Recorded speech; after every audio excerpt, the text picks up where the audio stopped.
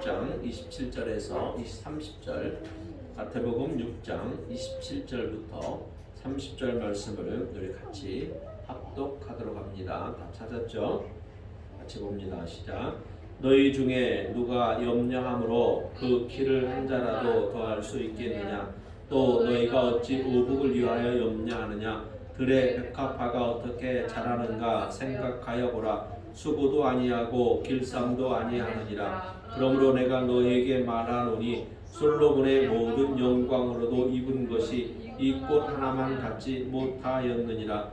오늘 있다가 내일 아궁이에 던져지는 들풀도 하나님이 이렇게 입히시거든 하물며 너희일까 보냐. 믿음이 작은 자들아.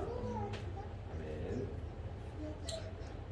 오늘은 우리가 읽은 이 마태복음을 중심하여서 하나뿐인 인생 아름답게 살아갑시다 라고 주제로 말씀의 은혜를 나누기를 원합니다.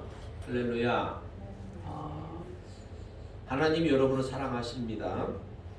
하나님이 여러분을 동행하시며 여러분을 축복하십니다. 지금 코로나가 계속해서 연일 최고점을 넘고 있습니다. 오늘도 영시기준 대전시가 1192여 명 나왔다고 문자가 왔죠. 참으로 이렇게 정말로 어떻게 해야 할지를 모르는 이러한 지경. 이제는 우리 주변에서 쉽게 나와 가까이 있는 사람이 코로나에 걸린 이러한 소식들을 우리는 듣게 되는 시점까지 왔습니다. 쉬운 말로 내가 언제 코로나 걸릴까? 이제는 여기에 우리가 또 관심을 가질 수도 있을 것입니다. 그러나 우리 둔산앙석교 성도님들은 머리에서 발끝까지 예수님의 보혈로 덮어주셔서 코로나가 넘어갈 줄로 믿습니다. 여러분들이 각별히 방역을 잘 지키시기 바랍니다. 특별히 마스크도 KF94를 꼭 착용하고, 어제 신문 보니까 오미크론에 감염된 사람은 사람과 함께 50m만 떨어져 있어도 공기 중에 전파가 되는 정도라고 그래요. 그러니까 마스크를 항상 여러분들이 이렇게 잘 쓰고 이렇게 여러분 스스로 건강을 잘 지켜야 됩니다. 하나님은 여러분들을 사랑하십니다. 믿습니까? 하나님은 여러분들을 오늘도 보살피고 계십니다. 자, 우리가 하나님이 나를 보살피고 계시다라고 하는 것을 잊고 살기 쉽기 때문에 예수님께서는 우리들에게 두 가지 비유를 들어서 하나님이 너희들을 사랑하고 너희들을 보살피고 있다라고 하는 이런 것들을 깨닫게 하십니다. 우리가 지금 계속해서 산상수훈을 강의하는 중에 보물을 하늘에 쌓아두라라고 하는 주제 속에서 계속해서 좀 이어지고 있는데, 보물을 하늘에 쌓아두는 문제는 물질 문제, 돈 문제가 아닙니다. 오해하지 마십시오. 이것은 항상 산상수훈 전체의 맥락이 뭐냐면 크리스찬들의 이 땅에서 살아가는 삶의 자세를 얘기하는 거예요. 삶의 자세를 얘기하는 것입니다. 오늘도 그 삶의 자세, 지난주 시간에는 뭐였죠? 공중의 새를 보아라 그러면서 공중의 새도 너희 천부께서 기르신다라고 말합니다. 그러므로 너희는 아무것도 염려하지 말고 그 하나님 앞에 감사하며 기도하며 하나님의 뜻이 이룬 일을 살아야 될 것이다 라고 말합니다. 삶의 자세였죠. 오늘도 마찬가지입니다. 삶의 자세를 우리들에게 얘기합니다. 그래서 예수님께서는 오늘 우리들에게 들에 피는 백합화를 보아라 그랬죠.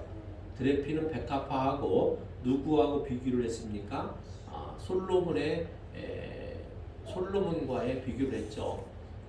솔로몬은 이스라엘의, 아니 지금 시대까지도 봐도 솔로몬 전이나 솔로몬 후이나 솔로몬처럼 하나님에게 큰 영광을 받은, 영화를 누린 이러한 왕은 없습니다. 그래서 여러분들 그러한 솔로몬의 입은 옷도 들에 피는 하루살이, 쉬운 말로 오늘 피다가 저녁에 아궁이에 던져지는 하루살이 들풀만도 못한 영광이었다라고 예수님은 비유를 했죠. 도대체 무슨 말일까? 라고 우리가 한번 오늘 말씀을 들여다보면 알 수 있습니다. 솔로몬이 누굽니까? 솔로몬은 다윗 왕의 아들이죠. 근데 다윗 왕에게는 아내가 여러 명이 있었습니다. 그렇게 특별히 이제 다윗 왕의 부인 중에서 밧세바라고 하는 여인의 두 번째 아들이죠. 밧세바는 원래는 우리아 장군의 아들이었는데 다윗이 우리의 아내 밧세바를 범하고 하나님이 그 일로 인하여서 다윗을 이제 징계하는 걸로 밧세바가 낳은 아이 첫 번째 아이는 하나님이 데려갑니다. 죽게 되죠. 그리고 그 후에 얻은 아들이 솔로몬입니다. 근데 이 솔로몬을 하나님은 사랑하였다라고 성경은 기록하고 있습니다. 솔로몬이 하나님의 사랑을 입은 자다라고, 그래서 그 이름도 솔로몬이라고 지어라 또는 여디디아라고 지어라라고 성경에 기록하고 있죠. 우리 함께 성경을 확인하십시다. 사무엘하 12장 24절 25절 시작. 다윗이 그의 아내 밧세바를 위로하고 그에게 들어가 그와 동침하였더니 그가 아들을 낳음에 그의 이름을 솔로몬이라 하니라. 여호와께서 그를 사랑하사 선지자 나단을 보내 그의 이름을 여디디아라 하시니 이는 여호와께서 사랑하셨기 때문이더라. 아멘. 솔로몬이라고 하는 다른 이름은 여디디아라고 하는 이름인데, 이도 하나님이 나단 선지자를 통하여서 이제 예언해 준 이름입니다. 그래서 여디디아라고 하는 이름의 뜻은 여호와께서 사랑하셨다라고 하는 그러한 의미를 담고 있습니다. 그래서 다윗은 자신의 그 인생이 너무 파란만장하잖아요. 소년 시절에는 목동으로, 또 청년 시절에는 이스라엘의 군대의 장군으로 이렇게 삶을 살다가 하나님에 의해서 선택되어서 이제 이스라엘의 왕이 됩니다. 이스라엘의 두 번째 왕이 되지만 그런 40년 동안 이스라엘을 치리하면서 수많은 전쟁을 치르게 됩니다. 그러면서 다윗은 그 손에 정말로 피가 마를 날이 없을 정도로 많은 전쟁을 치루었기 때문에 다윗은 하나님을 진실되게 경외하는 믿음의 사람이었죠. 그런 다윗이 하나님의 전을, 즉 여호와의 궤를 놓을 수 있는, 이렇게 해서 여호와의 성전을 건축하기 위해서 준비를 하지 않습니까? 근데 하나님께서 다윗에게 그러죠. 너는 손에 피를 많이 묻혔으니 너를 통하여 성전을 지을 것이 아니라 너의 아들을 통하여 성전을 짓도록 해라 라고 하나님이 다윗에게 그렇게 얘기합니다. 그래서 다윗은 성전을 건축할 수 있는 수많은 재물들을 모으죠. 금, 은, 동, 구리, 나무에 이르기까지 수많은 것들을 다윗은 성전을 건축할 수 있도록 다 그 재료가 되는 이런 것들을 충실하게 준비해 놓습니다. 그러면서 이제 자기의 아들이 솔로몬이 왕이 돼서 그 성전을 짓도록 하죠. 그래서 솔로몬이라고 하는 이름도 다윗이 하나님께서 다윗에게 지어준 이름입니다. 자, 역대상 22장 9절 한번 보십시오. 자, 역대상 22장 9절 시작. 보라, 한 아들이 내게서 나리니 그는 온순한 사람이라. 내가 그로 주변 모든 대적에게서 평온을 얻게 하리라. 그의 이름을 솔로몬이라 하리니 이는 내가 그의 생전에 평안과 안일함을 이스라엘에게 줄 것임이라. 그래서 솔로몬이라고 하는 이름도 하나님이 다윗에게 준 이름입니다. 이 말은, 역대상의 이 말씀은 뭐냐면 아까 조금 전에 얘기했던 것처럼 이제 다윗이 성전을 지으려고 마음 먹고 기도하며 재물을 이제 갖가지 재료들 준비할 때에 하나님께서 다윗에게 너가 성전을 너를 통하여 지을 것이 아니라 너희 아들 솔로몬을 통해서 지어라 라고 하면서 주신 말씀입니다. 그래서 솔로몬이 다윗에 이어서 왕이 되는데 순탄하게 왕이 되었느냐? 그게 아니죠. 솔로몬에게는 여러 명의 아들이 있다고 그랬습니다. 다윗에게는 여러 명의 아들이 있다고 그랬죠. 솔로몬은 또 장자도 아닙니다. 솔로몬 이외에 배다른 형들이 또 여럿 있죠. 그런데 이제 다윗이 나이가 먹고 또 쇠약해졌을 때, 이제 왕위를 계속 이어갈 수 없을 때 다윗의 아들 중에 누가 스스로 왕이 되려고 하냐면 이제 아도니아라고 하는 그 아들이 왕이 되려고 합니다. 왜냐하면 아도니아 위에 있는 형들은 나이가 있어서 먼저 죽었고, 아도니아가 이제 당시에 살아있는 아들 중에서는 최고 장자다 보니까 아도니아가 다윗의 승낙도 없이 다윗을 이 뒤를 이어 왕이 되려고 하죠. 그러니까 우리가 사극 같은 걸 보게 되면 왕자의 뒤에 꼭 누가 있습니까? 권력자들이 이렇게 함께 하죠. 그래서 이 아도니아 뒤에 누가 있느냐면 다윗 왕의 장군이었던 다윗 왕 아래에서 장군을 했던 요압 장군이 아도니아를 추종하고 또 제사장 중에는 아비아달이라고 하는 제사장이 아도니아를 추종합니다. 그래서 이 사람들 즉 아도니아 측에서 아도니아를 왕으로 세우려고 하는 사람들이 한 무리가 있는 것이고 또 그리고 그와 반대되는 솔로몬을 왕위로 세우려고 하는 제사장은 누구냐면 이제 사독과 나단 이런 사람들이 이제 솔로몬을 왕으로 세우려고 하는 자들입니다. 그래서 아도니아가 다윗에게 승낙도 없이 왕위를 계승하려고 하는 이런 계획을 하고 준비하고 있다라고 하는 소식을 제사장 사독과 선지자 나단이 그 소식을 정보를 듣고서 밧세바 솔로몬의 어머니 모친이는 밧세바에 찾아가서 이렇게 어떻게 다윗 왕에게 찾아가서 이렇게 얘기하십시오라고 밧세바에게 이제 이렇게 조언을 해줍니다. 그래서 밧세바가 노년에 있는 쇠약해 있는 솔로몬의 다윗 왕에게 찾아갑니다. 그래서 다윗 왕에게 가서 왕이시여 평소에 솔로몬을 당신의 후계자로 삼겠노라라고 말하지 않았느냐. 그런데 왜 지금 아도니아가 왕이 되려고 지금 한 곳에 모여서 이렇게 기름 부으려고 하는데 우리들도 모르고 당신의 아들 솔로몬도 청하지 아니했다. 우리만 빼고 왕이 되려고 한다라고 하는 이러한 긴급성의 이야기를 합니다. 자, 함께 그 말씀을 함께 보십시다. 자, 이 열왕기상 1장 30절 이하 34절만 봅니다. 시작. 내가 이전에 이스라엘의 하나님 여호와를 가리켜 내게 맹세하여 이르기를 내 아들 솔로몬이 반드시 나를 이어 왕이 되고 나를 대신하여 내 왕위에 앉으리라 하였으니 내가 오늘 그대로 행하리라. 거기서 제사장 사독과 선지자 나단은 그에게 기름을 부어 이스라엘 왕으로 삼고 너희는 뿔나파를 불며 솔로몬 왕은 만세수를 하옵소서 하고.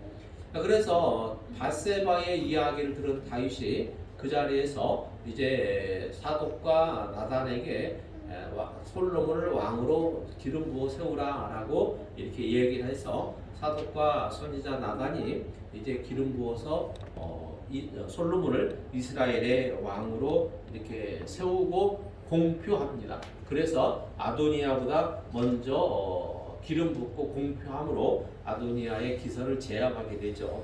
그래서 이제 아도니아가 그 이야기를 듣고 아도니아는 두려워서 도망가서 피신하죠. 그런데 솔로몬이 즉위한 후에 이제 이 아도니아가 아비사게일로 아도니아를 죽이죠. 그리고 또 요압 장군은 다윗을 도왔던 공적을 생각해서 죽이진 않고 고향으로 내려보내고, 그다음에 그 시므온이라고 하는 또 추종했던 사람도 그가 회개하고 돌아오지 않기 때문에 그는 결국 그도 역시 죽였습니다. 자, 우리가 여기서 한번 생각해 봐야 됩니다.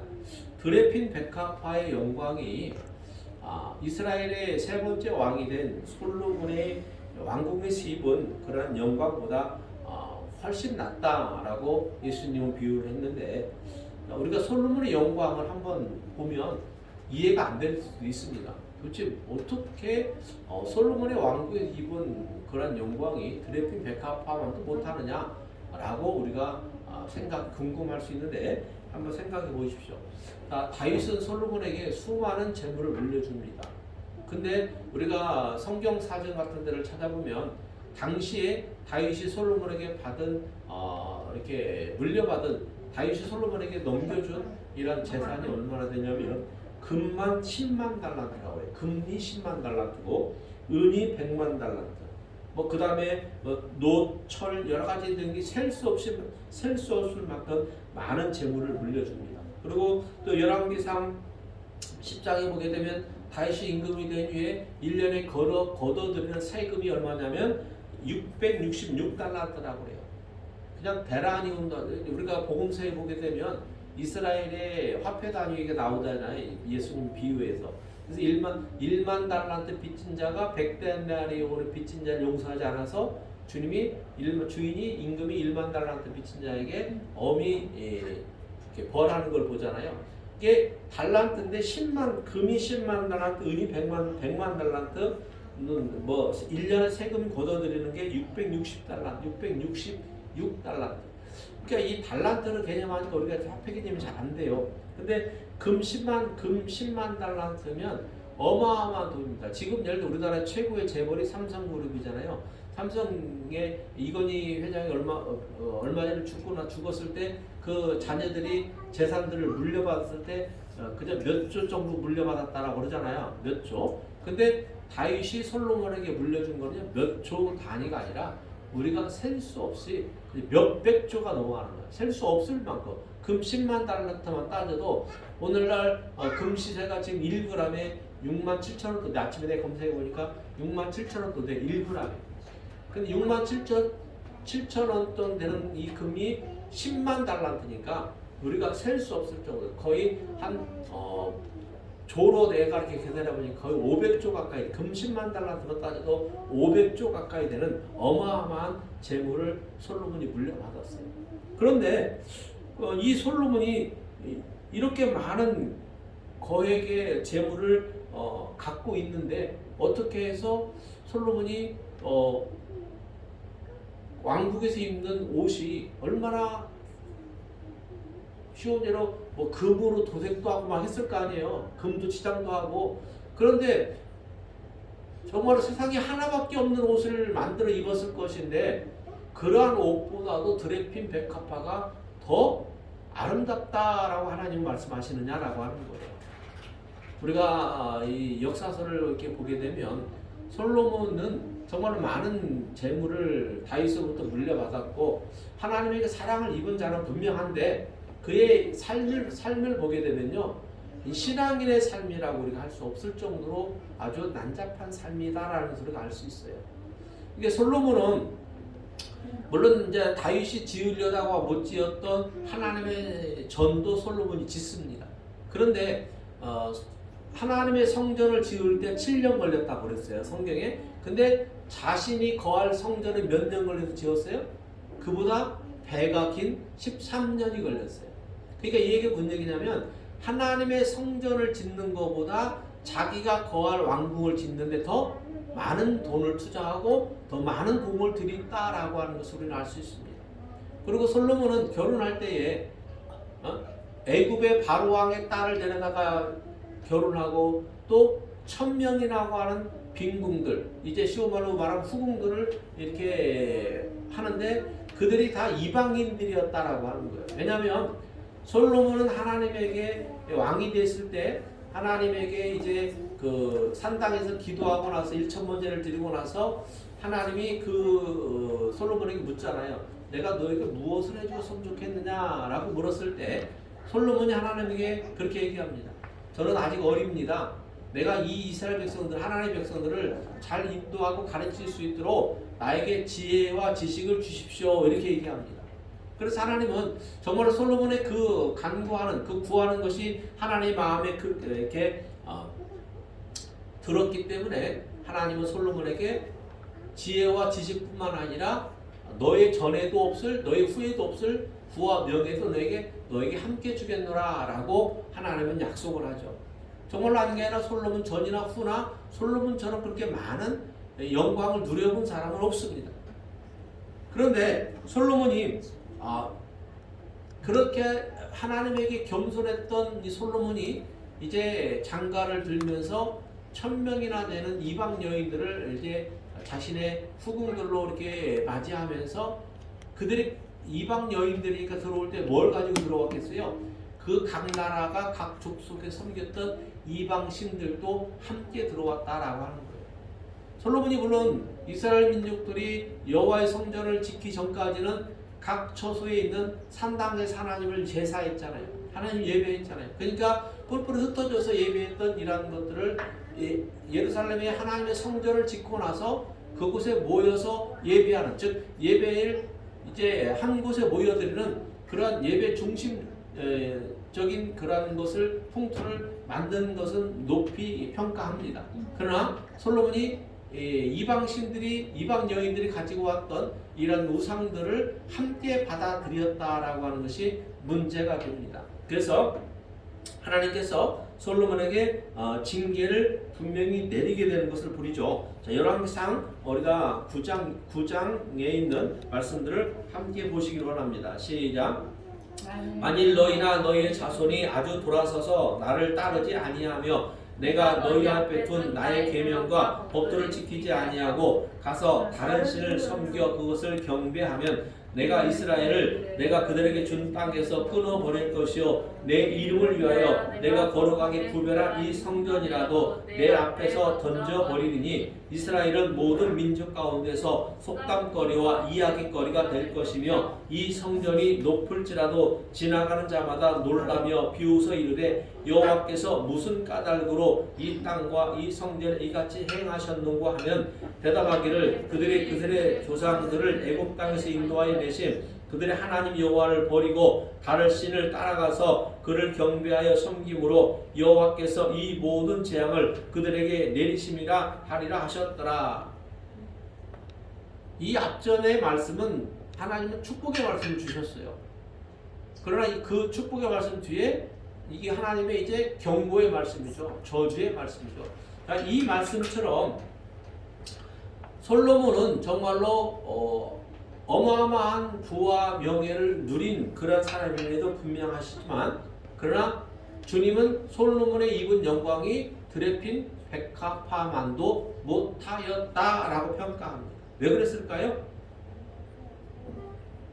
솔로몬의 이런 엄청난 영화가 오히려 하나님만을 경외하는데 걸림돌이 되었고 그리고 그의 인생의 말년이 이제 아름답지 못했다라고 하는 것을 보여줍니다.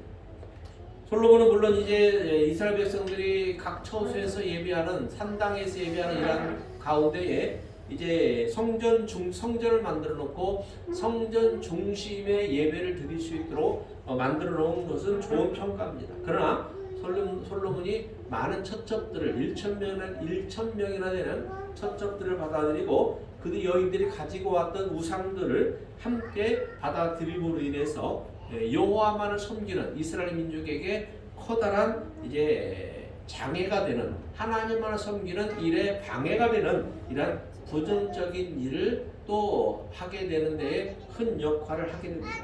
그래서 하나님은 조금 전에 우리가 읽었던 이 열왕기상에 있는 하나님이 주신 말씀처럼 솔로몬 이후에 이스라엘 나라가 어떻게 됩니까? 남과 북으로 나누어지게 되고 결국에는 하나님의 섬기지 아니하고 우상을 섬기는 이러한 일들이 비일비재해서 하나님의 주변 나라를 들어서 이스라엘 민족을 심판하게 이릅니다. 그래서 이스라엘이라고 하는 민족이 나라 없이 70년이라고 하는 바벨론의 포로 생활도 겪게 되는 것이죠. 이러한 일들은 바로 뭐냐면 솔로몬 때에 하나님만을 섬기는 일에서 솔로몬의 삶이 그래야지 못했다라고 하는 것을 하나님이 분명히 경고했음에도 불구하고 깨닫지 못해서 그가 솔로몬이 왕에서 물러난 뒤에 나라가 두 개로 나뉘어지게 되는 거고 그리고 결국에는 북이스라엘이나 남유다나 다 하나님의 심판받아서 멸망당하게 됩니다. 그래서 나라 없이 사는 세월이 자그마치 70년이라고 하는 긴 시간 동안 나라와 민족을 잃어버리고 이렇게 포로로 잡혀가서 생활했던 것을 우리는 성경에서 볼 수 있습니다. 솔로몬의 삶이 아름답지 못했기 때문에 솔로몬의 삶이 크리스찬으로서의 하나님을 섬기는 자로서의 자세가 나빴기 때문에 예수님은 분명히 솔로몬의 왕궁에서 입은 옷이 드레피는 백합화보다도 못하였다라고 그렇게 솔로몬의 삶을 평가절하하고 말했습니다. 여러분 인생은 한 번 삽니까? 두 번 삽니까? 우리는 한 번만 사는 인생입니다. 사람은 한 번 태어나면 반드시 한 번 죽게 되어 있습니다. 자, 우리가 태어나서 죽음에 이르기까지 그것을 우리는 인생이라고 말합니다. 그런데 이런 인생을 살아갈 때에 사람마다 저마다 다른 모습으로 다른 자세로 인생을 살아나갑니다. 그런데 사람들의 이런 삶의 자세를 보게 되면 딱 두 가지로 평가가 됩니다. 두 가지로 평가가 되는데 하나는 뭐냐면 하나님을 알고 하나님을 의지하는 삶을 살았는가, 또 하나는 세상 풍속에 젖어서 자기 뜻대로 살아가는 삶인가 나누어지게 된다라고 하는 것입니다. 그래서 이걸 다시 말하면 염려하는 삶을 사느냐 아니면 염려하지 않는 삶을 사느냐라로 다시 우리가 바꾸어 말할 수 있습니다. 염려가 있고 염려가 없음의 문제는 우리의 생활에 엄청난 변화를 가져옵니다. 예수님은 이러한 인생을 들어서 이러한 인생의 문제를 예수님은 우리에게 쉽게 설명해 주기 위해서 드레핀 백합화를 예를 들어서 설명해 주시면서 너희는 하나님의 특별한 은총을, 하나님의 특별한 보살핌을 받고 있는 자들 아니냐. 그러므로 너희들은 삶에 있어서 삶의 자세가 분명히 바뀌어져야 된다라고 말합니다. 그럼 우리는 인생을 살면서 물론 매사에 조심을 해야 됩니다. 징검다리도 어떻게 건너가라고 그랬어요? 징검다리도 두들겨 보며 건너가라 그랬죠. 혹시 징검다리 밑에 바위돌이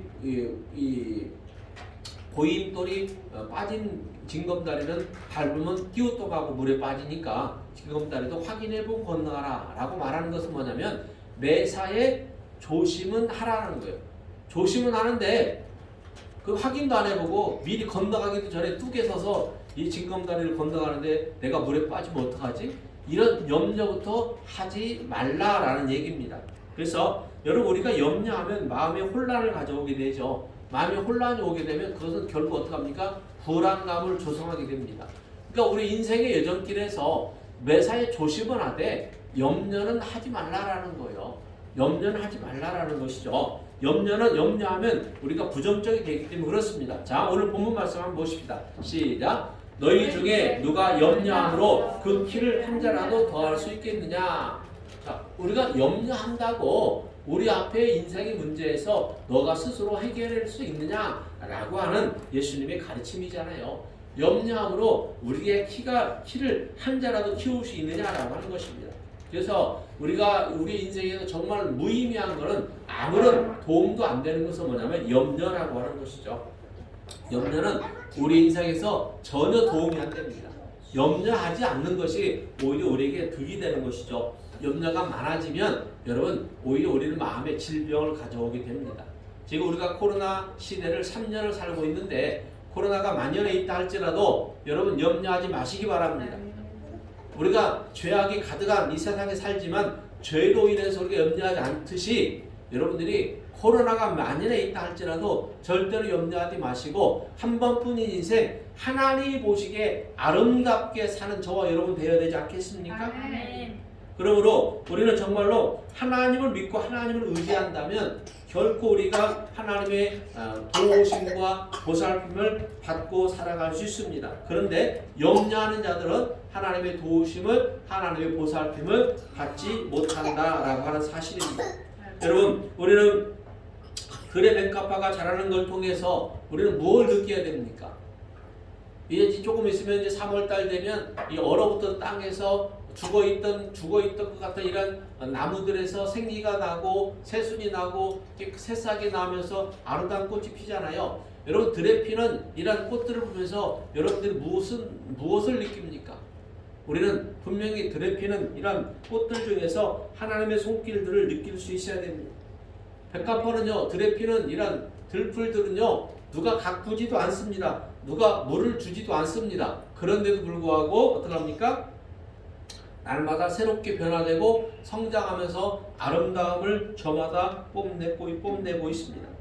그들은 내가 들에 피는 백합화는 내가 무엇을 입을까, 내가 무엇을 먹을까 이렇게 걱정하지도 않습니다. 왜냐하면 하나님께서 자연 만물을 통해서 하나님이 기르시기 때문에 하나님이 필요한 것들을 공급해 주시기 때문에 들에 피는 백합화, 하루 살고 하루 해가 지면 아궁에 던져지는 이런 들풀이라 할지라도 전혀 그들은 먹는 거 입는 거 걱정하지 아니하고 기르시고 가꾸시는 하나님의 손길에 온전히 맡긴다라고 하는 것입니다. 그래서 이 드레피는 백합화와 솔로몬의 영광을 비교한 이유는 뭐냐면, 솔로몬은 그의 인생에 많은 재물 때문에 하나님을 100% 의지하는데 실패했다라고 하는 것을 우리에게 보여주는 삶입니다. 그래서 여러분, 정말로 우리가 하나님의 보살핌 속에 있다, 내가 하나님의 보호하심 속에 있다, 하나님의 사랑을 받고 있는 자다라고 한다라면, 여러분, 우리는 세상 일로 염려하거나 세상 일 때문에 우리가 불안해하거나 두려워할 필요 없이 정말 우리의 삶을 하나님에게 아름다운 삶이 되도록 우리가 더 하나님을 믿고 의지하는 삶을 살아야 될 것입니다. 자, 오늘 본문 마지막으로 한번 봅시다. 6장 28절에서 30절 시작. 또 너희가 어찌 의복을 위하여 염려하느냐? 들의 백합화가 어떻게 자라는가 생각하여 보라. 수고도 아니하고 길쌈도 아니하느니라. 그러나 내가 너에게 말하노니 솔로몬의 모든 영광으로도 입은 것이 이 꽃 하나만 갖지 못하였느니라. 오늘 있다가 내일 아궁에 던져지는 들풀도 하나님이 이렇게 입히시거든 하물며 너희일까 보냐. 믿음이 작은 자들아. 그러니까 삶이 아름답지 못한 사람들을 가리켜서 주님은 믿음이 작은 자요 라고 책망하는 겁니다. 여러분의 믿음은 작은 자입니까? 여러분의 믿음은 하나님이 기뻐하실 만한 그러한 온전한 믿음이라고 여러분 생각하십니까? 예수님께서 드레핀 백합화의 아름다움이 솔로몬의 영광보다 더하다라고 분명히 말씀하셨는데 왜 그랬을까요? 그것은 하나님이 기르시는 모든 것은 온전한 아름다움을 가지지만 자기의 의지와 염려로 살아가는 사람은 하나님의 보살핌을 받는데 방해가 된다라고 하는 것입니다.